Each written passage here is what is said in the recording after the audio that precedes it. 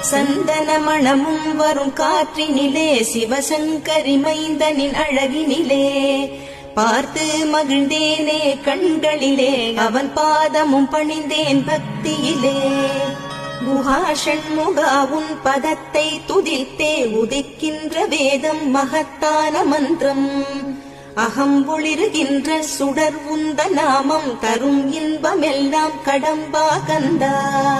மனம் பாடுகின்ற துதிப்பாடல் எல்லாம் குறை ஒன்றும் இல்லாத உன் பாடலாகும்.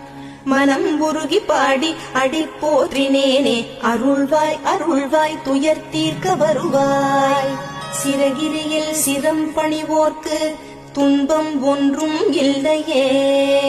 பொறுத்தருள்வாய் பொறுத்தருள்வாய் சென்னிமலை ஆண்டவனே.